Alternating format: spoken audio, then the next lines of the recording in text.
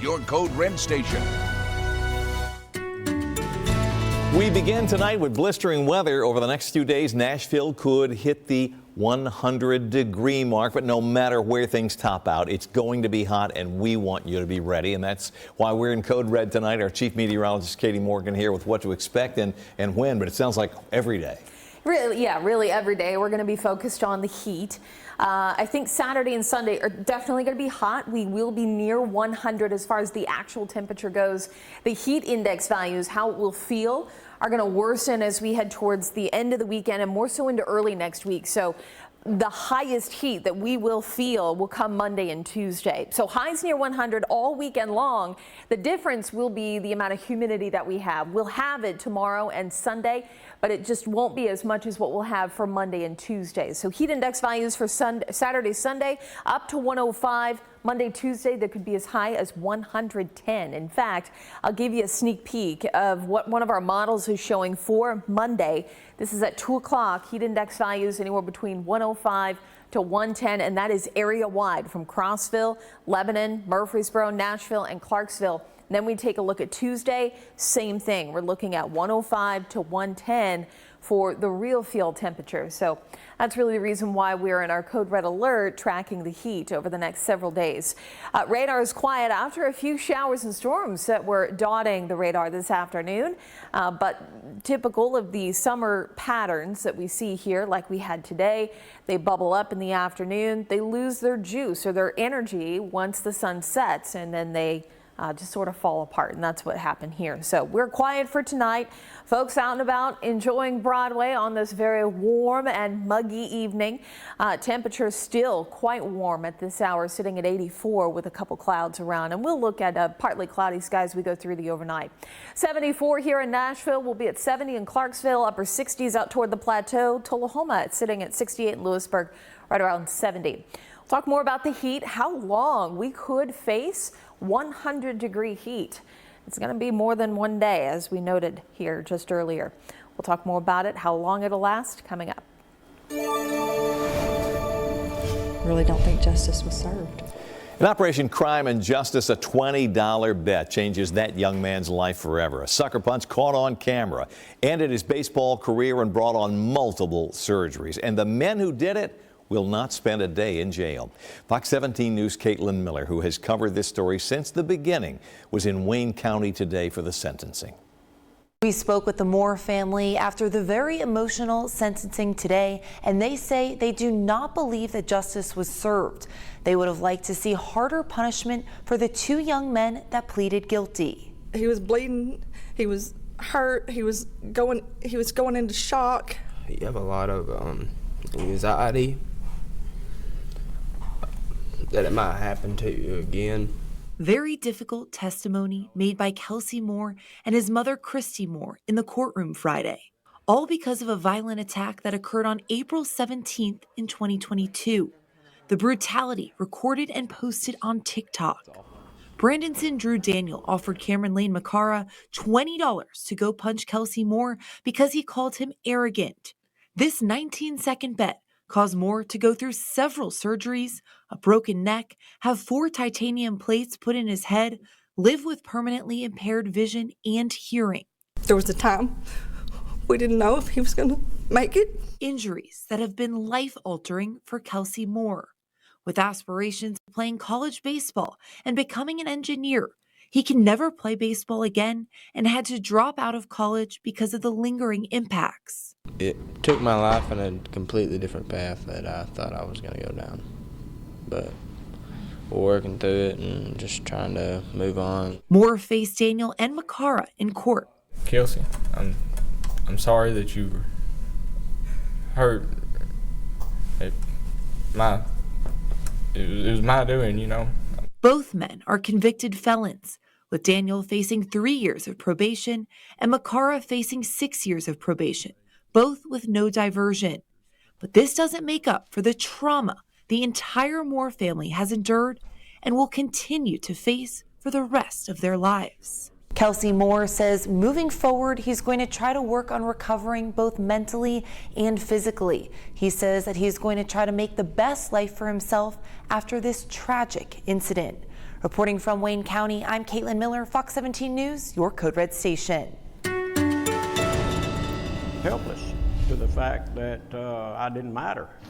Fox 17 News following up on a homeowner facing repeated flooding that he blames on Metro. After years of unanswered questions and complaints, John Cripps turned to Fox 17 News for help. Our Karen Aguilar now live at Metro Water Services with what we have learned after going to bat for this man with City Hall. So, Scott, after years of ignoring John Cripps, we finally got Metro Water to address his case. They say they're going to try to help, but they also say it won't solve the problem. 33 inches of water today. John Cripps is sick and tired of his property on Bull Run Road near the county line being flooded, he says. His property fills up with water at least once a month for the last 10 years. I turned a file in to Metro for over $10,000 worth of fence that got torn up. Metro Water Services is responsible for stormwater issues like what Cripps is dealing with. I tried to contact them on this 10 years ago, 9 years ago, and then 8 years ago I started trying to contact them more and work on it harder. And what was their response? No response. So I contacted Metro Water on his behalf. The city says it expanded this culvert in 2019. There's still water in it. It says the lay of the land won't allow them to install a larger culvert. Bottom line, his property is downstream and flat, and there's nothing else the city can do. Not the answer Cripps was hoping for. I think they failed to put me a bigger culvert in. In his meeting with Metro Water on June 26, Cripps asked about a box culvert, but inspectors say it won't solve his problem. We measured his neighbor's ditch, which is slightly wider. As you can see, there's no flooding here. Metro Water says in this instance, it can't fight Mother Nature. At this point in time, I don't have any hope. Metro Water Services tells me that their stormwater team is going to go out to his house to try to remove some sediment, both at the roadside ditch and other parts, to try to help improve flow. But however, again, they say this isn't going to help the problem because of the fact that he's located in a floodplain. So what are we going to do for John Cripps? We're looking into some answers for that, and when we have them, we'll bring them to you. Reporting live in Nashville, Karen Aguilar, Fox 17 News, your Code Red station. New tonight, early voting began across our state. Of course, for the August 1st primary, there are 12 locations around Nashville to let you cast an early ballot. All of them open at 8 o'clock in the morning. Most of them will close between 4:30 and 5:30 in the afternoon, with a couple of the locations staying open until 7.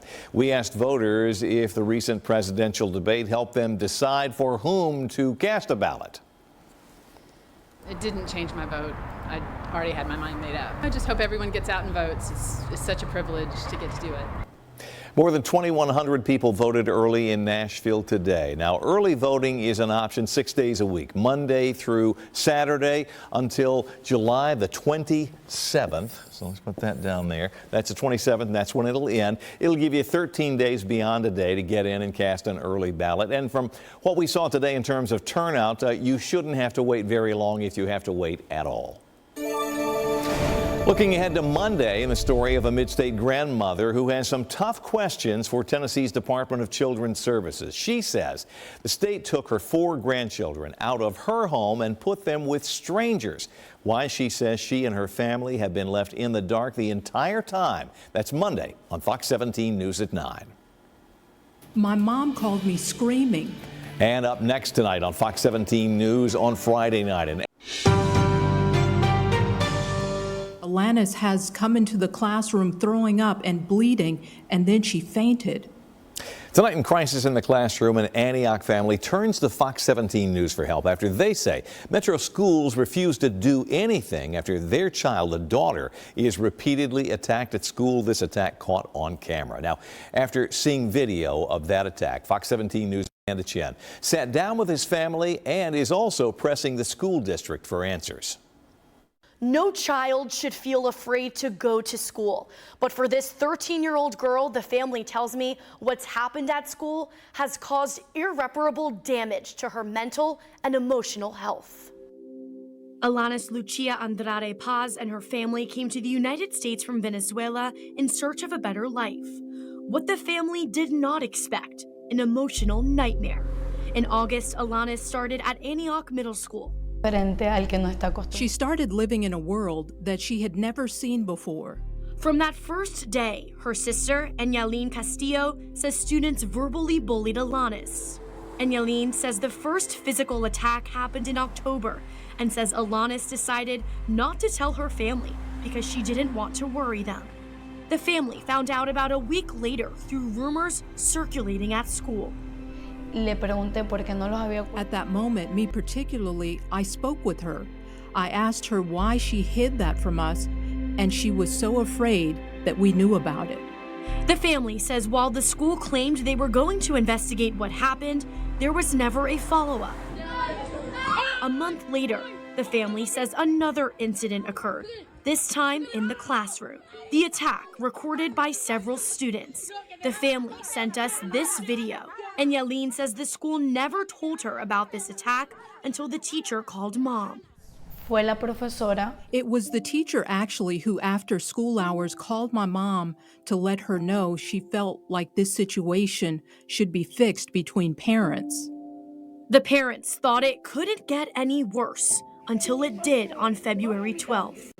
My mom gets a call from the school to tell her Alanis has come into the classroom throwing up and bleeding, and then she fainted.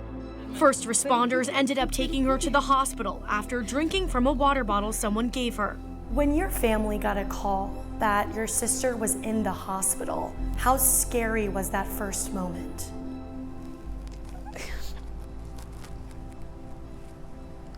My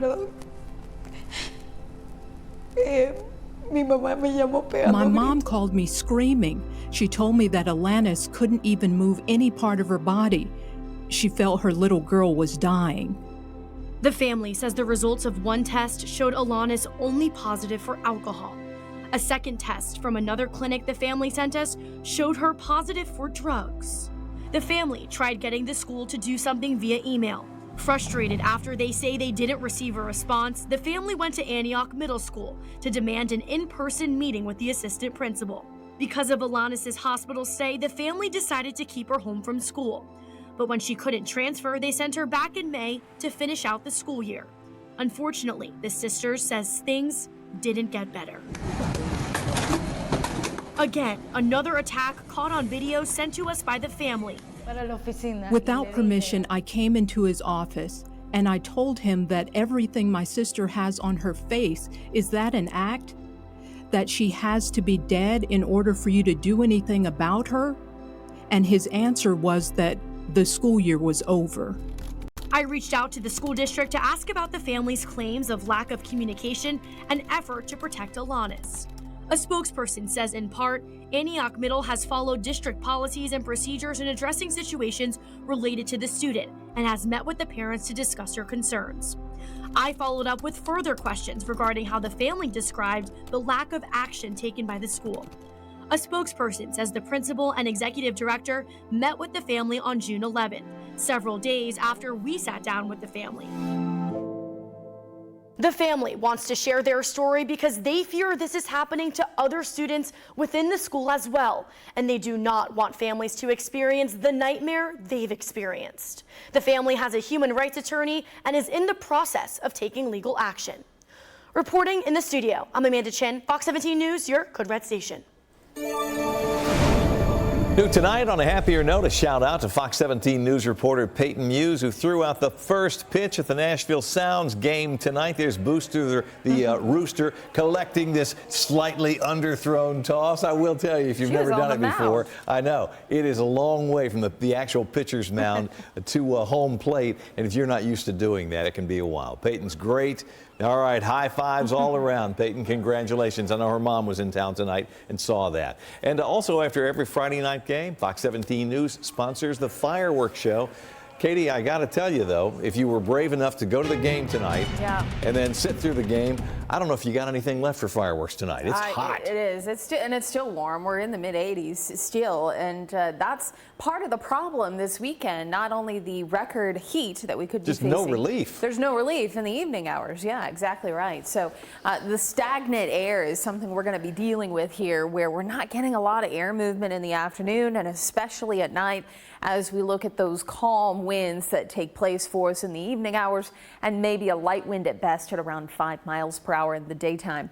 As far as temperatures go, the forecast for tomorrow around 98. Heat index will be around 102. We're at 99 for Sunday. Heat index 104. But you can see where we're going with this.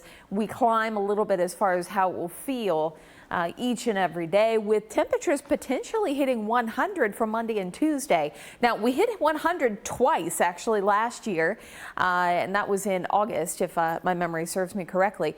So once in August, and I believe actually once in July. So it is going to be hot this weekend. 100 something, again, we don't see very often. We don't see it every year. The last couple of years we've seen it, but then we were in a long stretch from 2012 to about 2021, I believe, that we didn't have 100 at all. So it's possible this weekend. As far as temperatures go, Saturday we're around 78, 94 at 12 o'clock and up to about 97. And then starting off around 80 here for 8 o'clock on Sunday, 95 by 12 and 98 as we head into the afternoon with mainly sunny skies for both days. But once again, it'll be the real field temperature that we're a little more concerned with. Humidity will be creeping up for tomorrow. Notice as we head towards 2 o'clock, it's feeling like 101 here in Nashville, 99 in Dickson, and Clarksville around 98. Murfreesboro feeling like 102, and we'll hover right around that upper 90s to around 100 for the day. Going into Sunday then, starting off at 9 a.m., already feeling like the mid 90s in a lot of spots here, and reaching the low 100s again for Sunday afternoon. Looking at mainly sunny skies as we head through the day and into early, even Monday morning, looking at clear skies and not much relief again from that heat heading into Sunday night, early Monday. As far as rain chances go, they're going to be few and far between. I can't completely rule out a spot shower because we've had a couple of those over the past couple of days, and I think that pattern will continue for us. So maybe a 20% chance at best. We'll call it more the lottery. If you find rain at your house, you've won the rain lottery because we need it. And I don't see a good chance for rain headed our way until maybe Wednesday and Thursday of next week when the pattern begins to shift. We'll talk more about that pattern shift. In politics tonight, some new Democratic defections after continued slip-ups on the national stage and growing concerns that President Biden just isn't up for another term. Fox 17 News' Matt Galka has the latest on that from Washington, and you can let us know what you think by scanning the QR code that will appear on your screen during our story. The president. Republicans are seizing on notable gaffes the president made in his hour-long press conference where he was mostly solid. A major RNC account retweeted this video of members of the cabinet reacting to Biden saying Vice President Trump instead of Harris. Immediately after, there were some new Democratic defections, but Biden allies are also coming out in force for the president. South Carolina Congressman James Clyburn, who is credited with saving Biden's 2020 presidential campaign, boosted his friend while also saying the president could have a change of heart about re-election. I am all in. I'm riding with Biden no matter what direction he goes, no matter what method he takes. I'm with Joe Biden. Biden's campaign faced backlash for providing questions and then asking a Milwaukee radio station to make 2 edits to an interview the president gave in the first week of July. One of the edits included this line. I have more blacks in my administration than any other president, all of the presidents combined, and major positions, cabinet positions. Despite the rough 2 weeks since the debate, a PBS-NPR Marist poll released Friday still had the race for the White House as a toss-up, with Biden up slightly head-to-head with Donald Trump.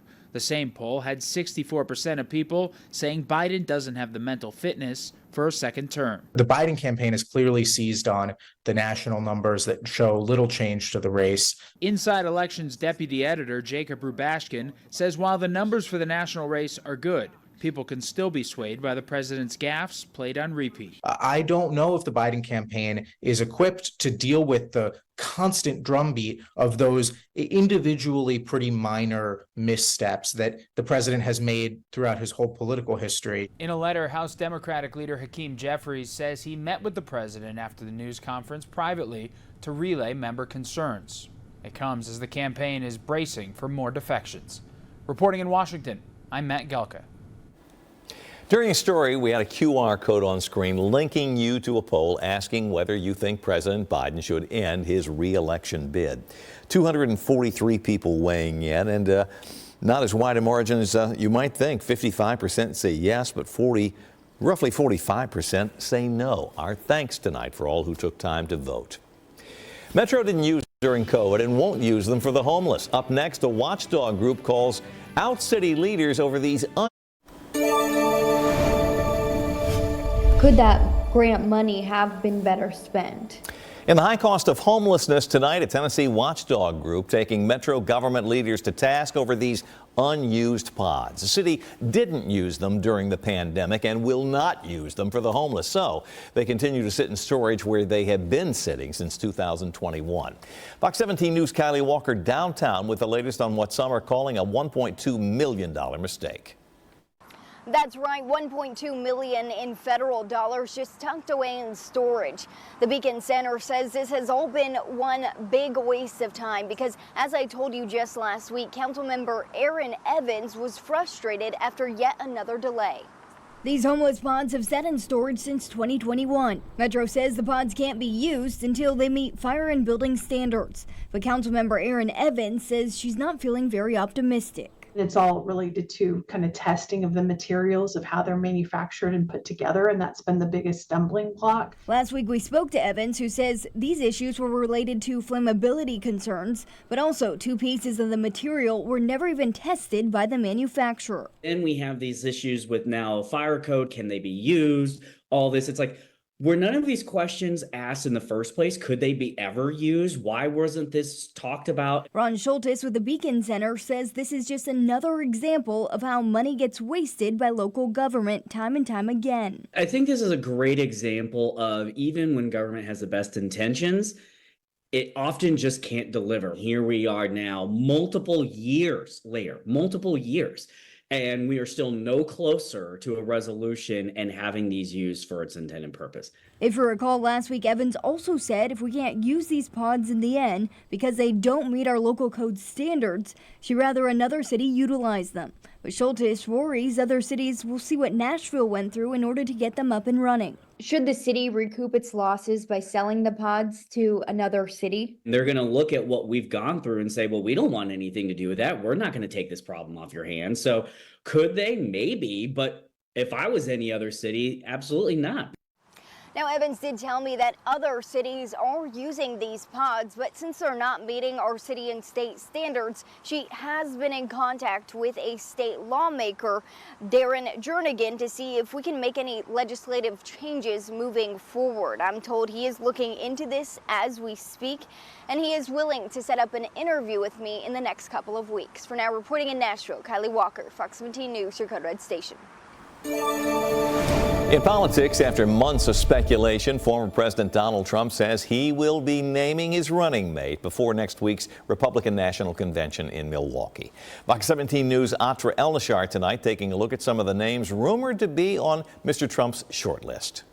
Republicans' high-stakes Veep stakes will soon have its winner. We have some great people that we're looking at. We have, as they say, a deep bench. All indications are this is the list he's choosing from. North Dakota Governor Doug Burgum, Ohio Senator J.D. Vance, South Carolina Senator Tim Scott, and Florida Senator Marco Rubio, who Trump just acknowledged publicly. He's certainly one of the people that we're looking at. Now, there is an obvious hurdle with a Trump-Rubio ticket because they're both Floridians. The Constitution's 12th Amendment states the president and vice president shall not be an inhabitant of the same state. There are people that don't have that complication. Now, it's fairly easily fixed, but you have to do something with delegates, or there has to be a resignation, et cetera, et cetera. I don't know who he's going to pick, but he'll pick somebody good, I'm sure of that. Rubio, like Burgum and Scott, all at one point ran against Trump in a presidential primary, so they'd have to convince the public they're over moments like these. You tell me about this guy. This is what we're going to have. Here's the guy that inherited $200 million.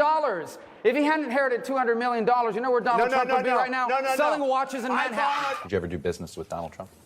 I don't think so. Scott once told a voter about Trump, I don't think he can win. Even Vance, before running for Senate, was a big Trump critic. I'm a never Trump guy. I never liked him. All have either walked back their criticism or say they changed their minds. Donald Trump has been a very good president. He will be a very good president again. Trump says he'll make his decision before the RNC begins and that it won't be impacted by whether President Biden remains the Democratic nominee, as some in his party call for him to exit the race. In Washington, I'm Atrell Nashar. In the economy, as development continues to boom here in Nashville, some workers tell us they're not getting a fair shake. About a dozen of them protested outside a residential development that's underway right now in Metro Center. They say the people behind this new apartment complex owes them for work they did from October through December of last year on the old Watkins College of Art property. Representatives from Workers' Dignity say several companies are involved in this project and someone dropped the ball. These workers have been asking to be paid for months. They're the folks that have put in the labor at this site, and somehow they're the most vulnerable of all. Companies fight it out amongst themselves. Now, this is the third protest at this site in recent months. We'll keep you posted. It's your money, and our partners at the watchdog group OpenTheBooks.com found that hundreds of Metro City employees have been double dipping in retirement. The majority of them work or worked at the police department. Here's how it works. You retire, then you go back to work for the city part-time, 20 hours a week. You get your pension plus solid pay for those 20 hours. It's all perfectly legal. Turns out the top earning retirees in the entire city also wore a badge. The three largest pensions went to former police officers. Michael Robinson gets a $187,000 pension every year. Eric Snyder collects $139,000, and then former chief Steve Anderson, he retired 3 years ago. He collects $126,000 pension. That's in retirement. Now, more than a dozen of these double dippers, if you would, make more than $100,000 a year in retirement. The Sheriff's Department says retirees who work part-time there actually save the city money. In our code red alert again for heat as we head through the weekend, easily reaching the upper 90s, if not 100 tomorrow. I think we should be just shy of it for tomorrow afternoon.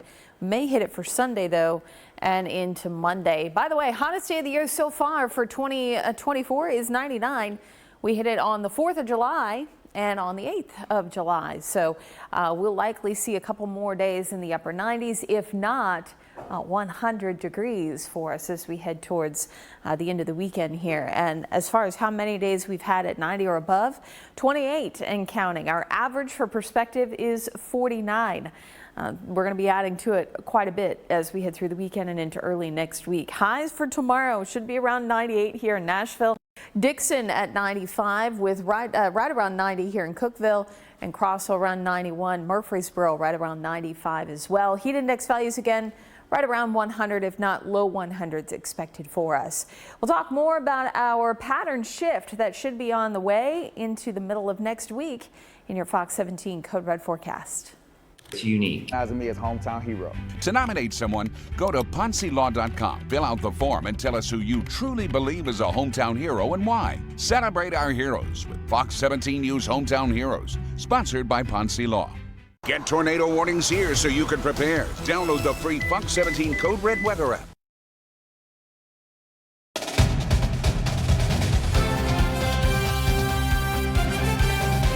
In sports tonight, NASCAR rolling into the tricky triangle this weekend. The Cup Series taking drivers to the Pocono Raceway in the mountains of Pennsylvania. Fox 17 News' Heather Williams tonight with a preview. Now here's a look at some of the headlines you should be keeping an eye on as NASCAR heads to Pocono this weekend. Bubba Wallace is fined $50,000 for adoring Alex Bowman after the Chicago street race. But is that penalty fair? I know that their mindset from my history with them and knowing is that like they want to, like, sometimes they'll just say, time to make a point here. Silly season continues as Noah Gragson is headed to Front Row Motorsports in 2025. With Bob's vision of wanting to become better and better each and every year, it seemed like the right place. He's obviously very financially invested in the team. There's a lot of great partners over there, and they want to grow. And NASCAR takes on the tricky triangle. It's unique. For sure it's unique. It's different than anywhere we go. I mean, I think that the three corners being so different, the long straightaways being different, turn one having a lot of banking, turn three having no banking. So there's a lot of challenges to Pocono. You can hear more of my conversation with Michael McDowell and our expert Chris Carrier on the Backstretch podcast. You can find that on Apple Podcasts and on YouTube. On the Backstretch, I'm Heather Williams. New tonight, Fisk University here in town hiring a couple of new head coaches who are no strangers to Music City. University tapping Jeremiah Crutcher to head the men's basketball program, I should say. He replaces former NBA great Kenny Anderson, and Marcel Marty Scales will lead the men's and women's track and field program at Fisk. Crutcher is a TSU alum who coached at Whites Creek High School. Scales is an MTSU alumnus who coached at Cumberland University. Both of these coaches start work on Tuesday. Coming up, more on the heat, and we'll also take a look at when it'll crack, when we'll start to cool. In the high cost of homelessness, the Nashville Rescue Mission's new Women's Center is already at capacity. As Fox 17 News' Madeline Nolan shows us tonight, part of it is the heat, and on top of that, of course, the city's ever-worsening homeless crisis. Right now, they are pushing chairs aside and laying down mats for extra guests to sleep. This because their philosophy here is to never turn anyone away. Now, the Linda and Mike Kerb Women's Center was opened back in January with the goal to take in more people, but it was built to house 300. Wednesday night, however, 377 people stayed at the shelter, pushing it to capacity. The mission's own Sam Seipel says the growth is huge, seeing a 47% increase in women from last year and a 76% increase in children. Seipel says that there's a multitude of factors leading to this increased demand. Certainly the heat and the humidity. I would also say the economy is a big part. The ability to have affordable housing is really challenging right now. We're also seeing family dynamics play out. So maybe the primary breadwinner has left the family, and now they're struggling to have ends meet. And so they're coming to us for help and hope. The shelter was built up entirely on private donations. That's why they're asking the community for help so they can continue to provide hope for those who take shelter at the mission. Both water and baby formula are greatly needed, according to Seipel. And if you do want to donate, you're more than welcome to drop off those donations at their donation center located at 616 7th Avenue South. In Nashville, Madeline Nolan, Fox 17 News, your Code Red station. Looking ahead to Sunday now in Nashville in Focus. This week our panel is talking about the start of early voting, which kicked off today, and whether a couple of contested congressional races is enough to drive voters to the polls.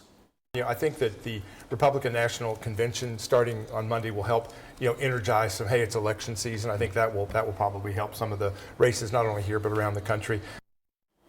That was Steve Gill. Other topics include the political free speech after a woman is sued in Tennessee over her yard sign blasting her presidential choices, and the ACLU threatens to sue the state over voter maintenance. That is coming up Sunday morning at 6:30, Sunday night at 10:30 on Nashville in Focus. Coming up this week on Full Measure, a special program that examines post-COVID controversies and worries. New concerning government estimates say that nearly 1 in 4 American adults who've had COVID are suffering a diverse range of illnesses due to the spike protein in the virus and made by the vaccine. We'll speak with 2 doctors on the cutting edge of treating thousands of patients to find the latest about what they're learning and what you should know. We're also looking into disturbing reports of mysterious blood clots that are appearing in cadavers around the world. Are they true? We examine the evidence and tell you what we learned. And we'll speak with one of the world's most published critical care physicians who left his establishment medicine job at a hospital ER. He says that was because he was banned from giving COVID patients treatments he'd used with success. Wait until you hear what he's doing now. All this week on Full Measure. Full Measure takes a closer look at long-haul COVID Sunday morning at 7:30 and Sunday night at 11 here on Fox 17, and also on Sunday. Be sure to check out our 30-minute special Full Measure Fearless Investigations. That's Sunday afternoon at 5. Our code red alert again for heat that will last not only through the weekend but into, unfortunately, the beginning of the week. And it looks like Monday and Tuesday are really going to be the peak of our heat, a little heat wave that we're in for the next couple of days here. Things quiet at Metro Center. Thought we'd take a look at our records here. Saturday's record will be safe. Our high forecast is 98. I think 105 is definitely going to be safe. 99 for Sunday, should be safe for 104. A record on Monday of 103. It's close, forecasting 100, and 104 somewhat close for Tuesday as well at 100. I hope we don't reach these and that they stay well intact, because we don't need temperatures in the low 100s, although of course it'll feel like it anywhere between 105 to 110 for Monday and Tuesday. Now, all this to say that rain has been real scarce for us here. We haven't had a lot of it.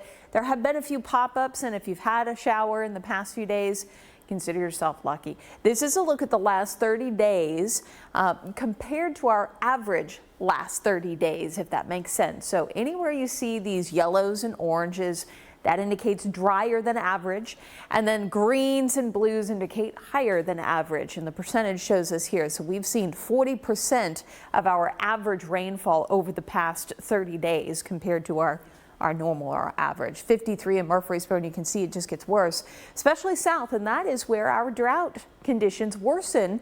And unfortunately, I think we're going to add to that drought here with no rain really in sight between now and Wednesday of next week. And by the time we get to Wednesday, the new monitor, or the new drought condition map, will come out on Thursday, and it won't include any rain that we have for Wednesday because it takes a few days to process. So Saturday may be a pop-up shower. Sunday and Monday, fairly dry. Tuesday, again, another pop-up shower possible. We get into Wednesday and Thursday.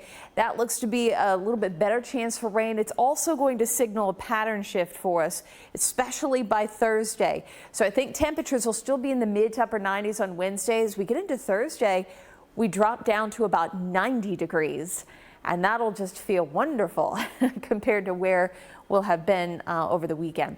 So I want to walk you forward here. This is one of our long-range models, just showing you that there is some rain in the future. I do tell you that. I try not to promise anything. You've been a meteorologist as long as you have. You can never promise anything because you can't control the weather. Anyways, we take a look at the forecast here. This is Tuesday. Notice that we're not seeing too much rain till we get into Wednesday. When we get into more of a rainy pattern here, we'll at least have that chance for some scattered showers Wednesday, and then even into Thursday and early Friday of next week. So there is hope as we head towards the middle to late part of next week in the rain department, and cooling down a bit as well. Here's a look at your 7-day forecast. We'll see code red through Tuesday for heat, and then we'll start to cool. Making a difference tonight, more than 600 children of Fort Campbell soldiers are almost ready for back to school thanks to a special mission just off post today. Take a look. Organizers for Operation Homefront, as they call it, handed out backpacks filled with school supplies at the Clarksville airport just across the street from Fort Campbell. It's part of the 17th annual Back to School Brigade, an initiative that helps to prepare military children nationwide for school. Military children face, as you may be aware, some unique challenges, including having to move, adjust to new communities when their parents get a new duty station.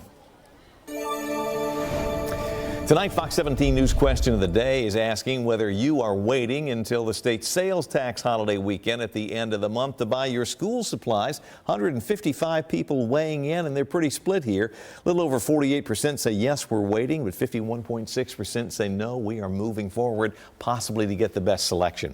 Polls live right now. If you'd like to cast your vote, just scan the QR code there on the right-hand side of your screen, and we will update the results for you tonight during our Fox 17 News at 10 o'clock cast.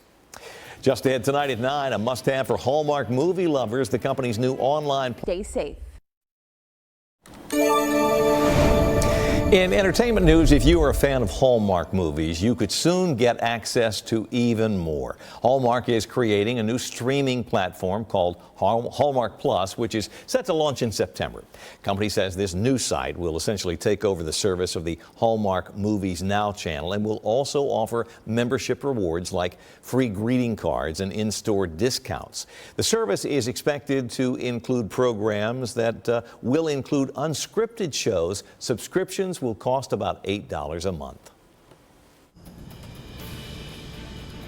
We have an update on a story we first brought you on a Davidson County man who says that his home is continually flooding. Coming up, I'll have what Metro Water Services say they can or can't do. And a young man's life changed forever over a $20 bet. Why the two men responsible for this brutal attack won't spend a day in jail. Fox 17 News at 10 starts now. This is Fox 17 News at 10, your Code Red station.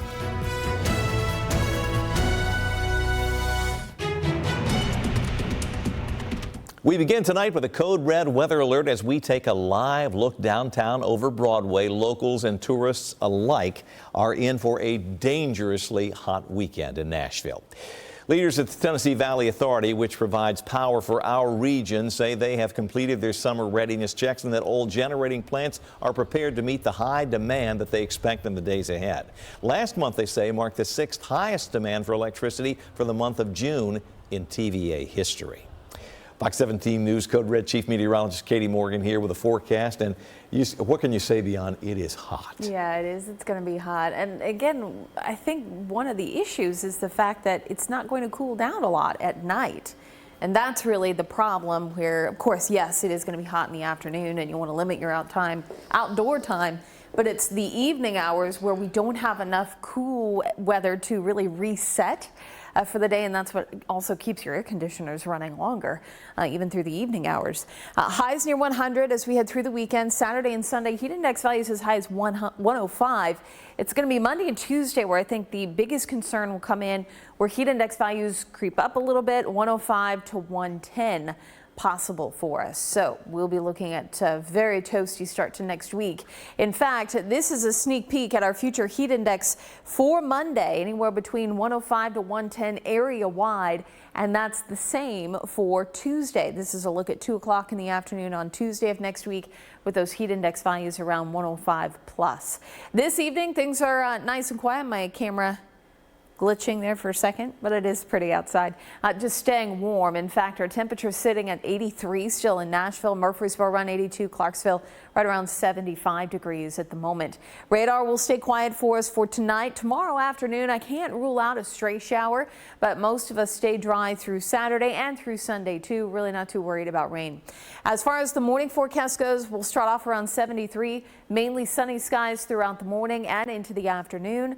We'll take a look at how long this 100-degree heat could be with us in your Fox 17 Code Red forecast. Scott. Katie, thank you. An update now on a Nashville man's battle to get Metro Water Services to do something about the repeated flooding issues he's having at his place near the Davidson-Cheatham County line.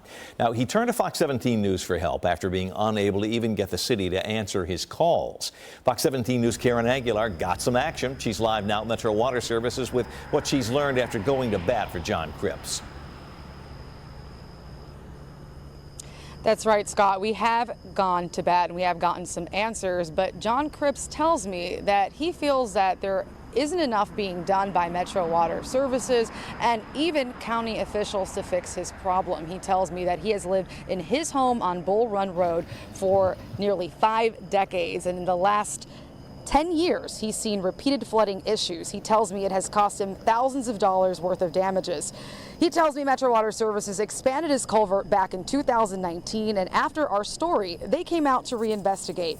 They say they will redefine the roadside ditch and clear sediment in hopes of improving flow. They say he lives in a floodplain, so nothing can be reasonably done. Cripps says if nothing else can be done, he will fix it himself. I've got everything it takes to fix it down there on standby right now. I've had it for years, and I can do this.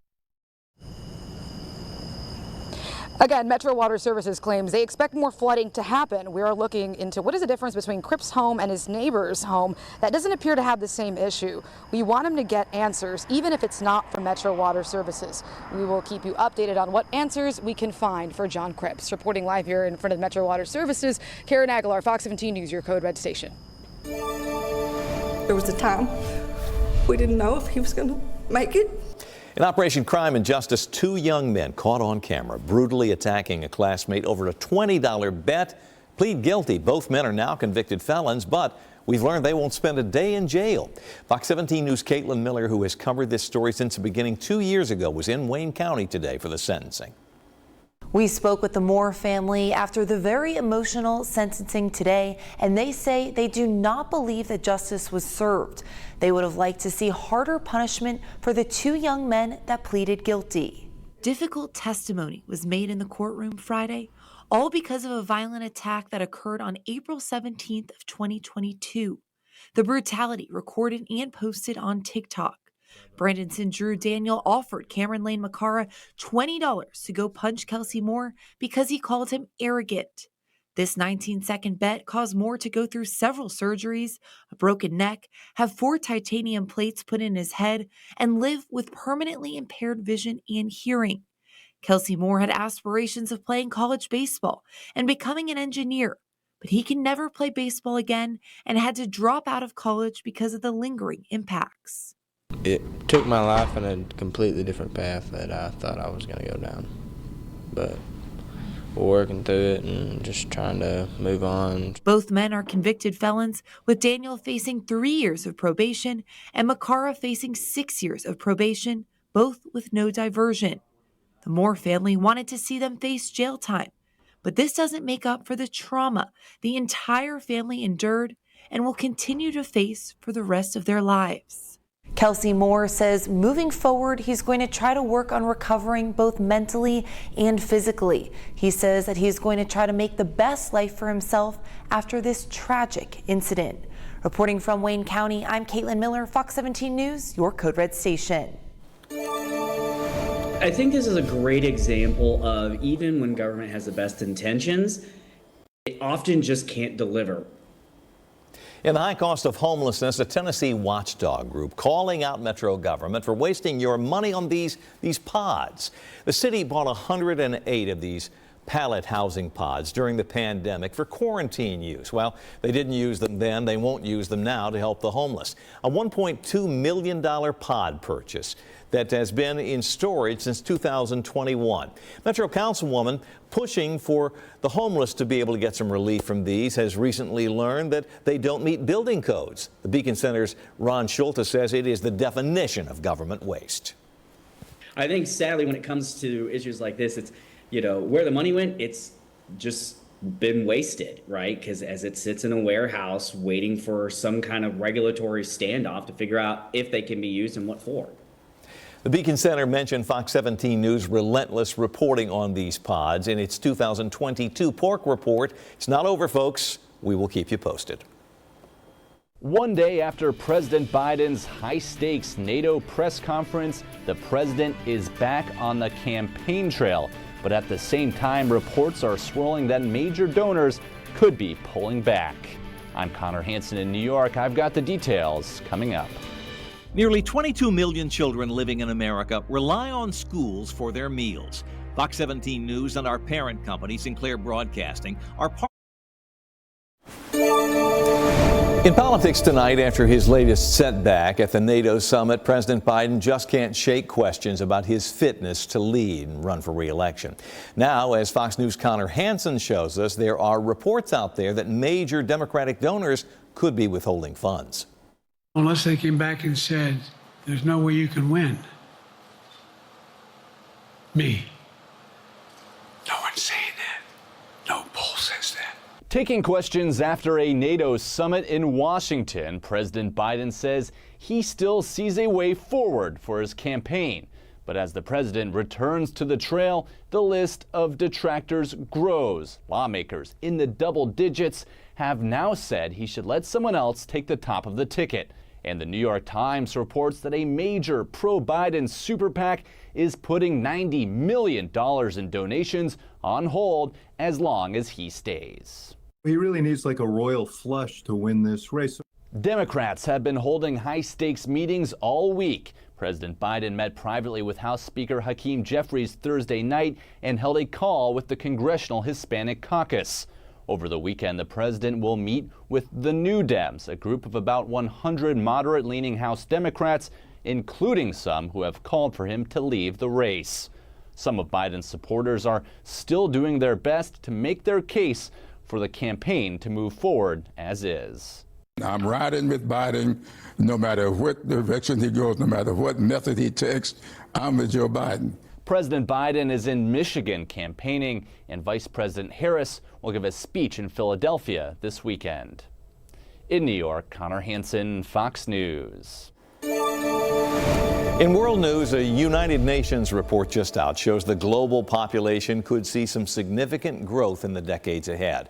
Right now, the world's population sits at 8.2 billion. That's what all those zeros add up to. But it is predicted to rise to 10.3 billion by 2080. Let me write that down to give you some perspective.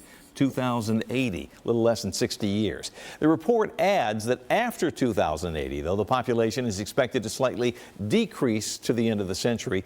The UN also says that a report is out that women have been having fewer children on average of late than they did in 1990, one fewer.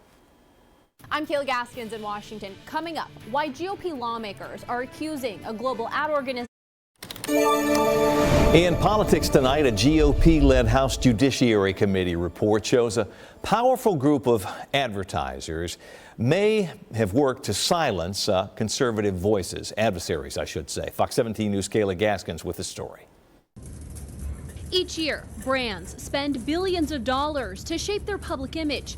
Members of the House GOP now accusing the World Federation of Advertisers of intentionally steering their clients away from buying ads on conservative media sites. They collude to make sure that no other advertisers support any news outlets, platforms, or creators that these massive companies don't agree with. And these people do not like conservatives. The Daily Wire says they're a victim of these practices. Founder Ben Shapiro appearing on Capitol Hill to testify this week. We're in the midst of a trust crisis in the world of media, which is because so many in the legacy media have lied in order to preserve left-leaning narratives. Democrats pointing out the Daily Wire is doing just fine. Its website generated $220 million last year. I assume that we'd be doing a lot better without the institutional obstacles. The advertising group, which Republicans are calling a cartel, controls 90% of global ad buys, working with the world's largest companies like Visa, McDonald's, and Walmart. At the hearing, the president of Unilever, parent company of brands like Dove and Persil, pushed back. Unilever, and Unilever alone, controls our advertising spending. No platform has the right to our advertising dollars. Only 1.28% of ad buys go to online news sites, according to advertising executive Christian Jewell with Group M. This is because brands prefer to avoid advertising alongside common news content, war, scandal, political division. This is not a left, right, or Group M preference. It is apolitical. Democrats on the committee accusing Republicans of abusing oversight authority. To bully companies into promoting and supporting far-right extremist views, views that brands understandably do not want to be associated with. This global ad group is the latest organization Republicans say their party is targeted by, along with big tech social media companies and the weaponization of the Department of Justice. On Capitol Hill, I'm Kayla Gaskins. Looking ahead to Monday on Fox 17 News, and the story of a mid-state grandmother who says Tennessee's Department of Children's Services removed 4 grandchildren from her home. She says that the state placed those children in the homes of strangers. Why, she says, she and her family have been left completely in the dark the entire time. That's Monday on Fox 17 News at 9. Coming up this weekend, a full measure special revisiting America's most fearless investigations. That's Sunday at 5 right here on Fox 17. We are in a code red alert as we head into the next couple of days. We'll be looking at the potential for 100-degree heat moving forward. So again, highs near 100 for Saturday and Sunday, and Monday and Tuesday as well. Heat index values anywhere between 105 to 110. And one of the problems here that we're going to run into is the fact that the air is going to be pretty stagnant, meaning we're not going to get a lot of air movement, not a ton of wind in the afternoon or in the evening hours. And that just makes it feel extra sultry outside. It really, too, doesn't allow our bodies a lot of time to sweat off what we are trying to let go of as far as the sweating goes and to cool down our bodies. So the next few days, case in point, are going to be pretty hot out there. Temperature around 98 for Saturday. Heat index should be around 102. 99 Sunday, 104 is what it'll feel like. And then the humidity will kick up a notch going into Monday and Tuesday, and that's really going to be our focus for extreme heat or really high heat for the beginning of next week. Breaking down the forecast for tomorrow, Saturday right around 78, 94 with mainly sunny skies by noon, and topping off around 97 as we head into the later part of the afternoon hours.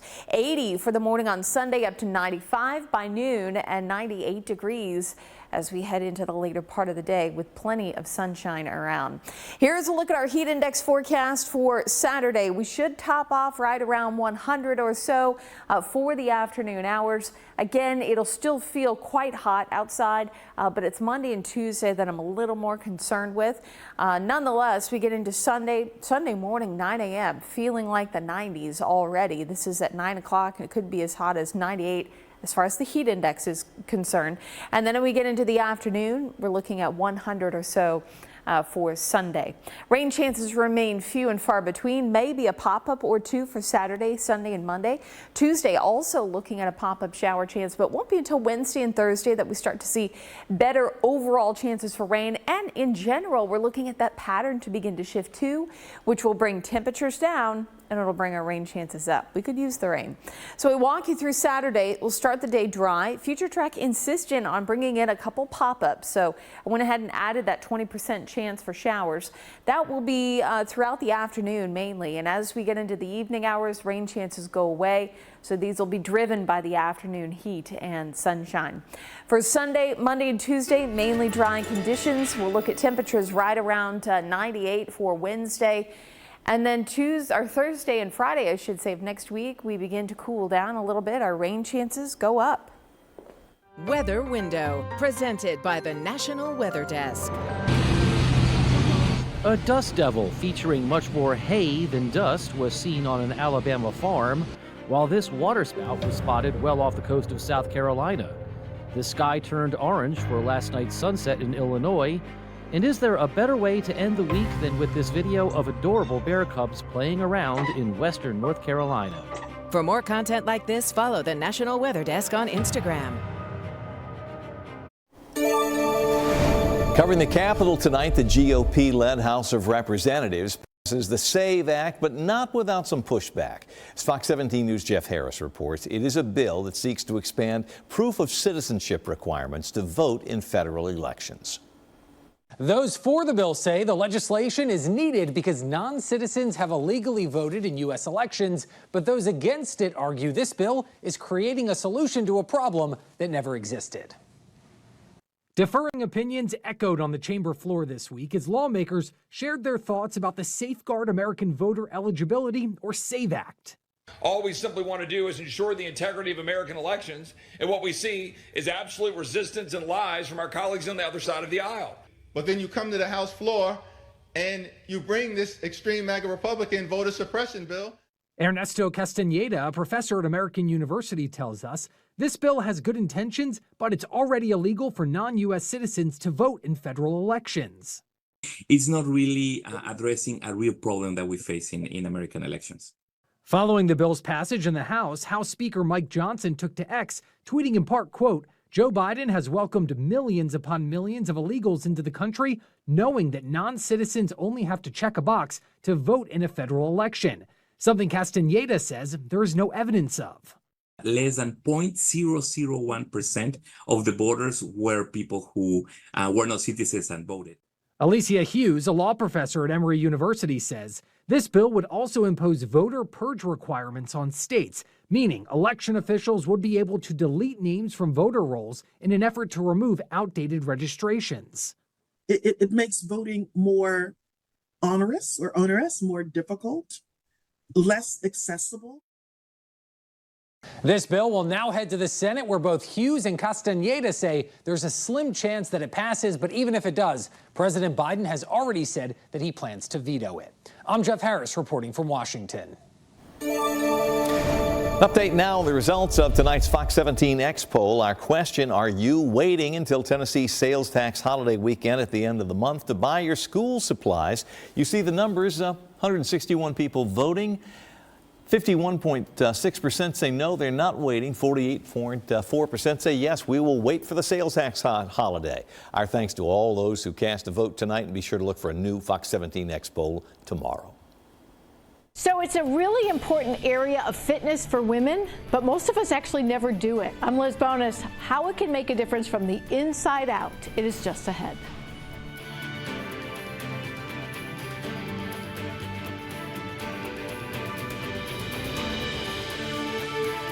Studies show pumping iron offers significant health benefits for women. Fox 17 News medical reporter Liz Bonus tonight with some strength training tips.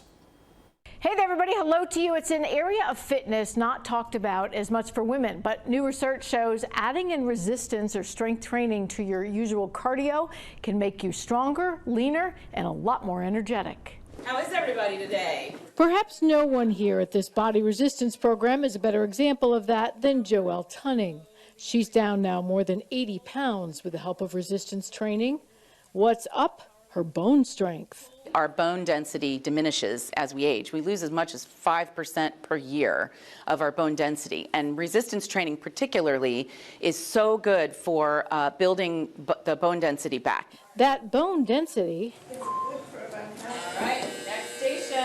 now linked to a longer lifespan, according to a recent NIH study. People who don't break bones live longer. I think women tend to shy away from the resistance training part because they think they're going to bulk up. But women just don't have enough testosterone in their body.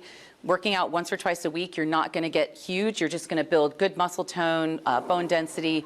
All kinds of wonderful things are going to happen in your body. Joelle is now the instructor here at Ohio's Core Fitness for a program for women affectionately known as the Circuit Sisters. Each circuit stop builds, stretches, or pulls a part of the body. Jean Greger says these exercises get a lot easier with time. I can get through all of them without really feeling badly. As I found out, many are harder than they seem on the surface. And what's the slamming doing? It's called plyometrics. It is a quick, powerful action with the body that works on different types of muscles in the body. In addition to bone building, resistance and strength training also promotes greater flexibility and range of motion. Best part about that, as Donna Buckley knows, it translates really well into everyday health. Oh my gosh, all the time. Yeah, bending over to get something at home or squatting down and getting back up, just to be able to stay mobile, and that's a focus for a lot of us. Now, one thing to note, you do better anytime you can do this with others. Makes a difference in what they call accountability. That gets you to show up, of course. With your health news, I'm Liz Bonus reporting. Liz, thank you. She is so right. You know, going to the gym with somebody, because you're thinking, I won't go today. But if we're going together, well, let's go. Yeah, you know, the first time I ran a half marathon, I posted on my work Facebook page that I'm going to train for a half marathon to hold myself accountable, and I did. And then people ask, hey, how's that going? Yeah, I know. I figured if I'm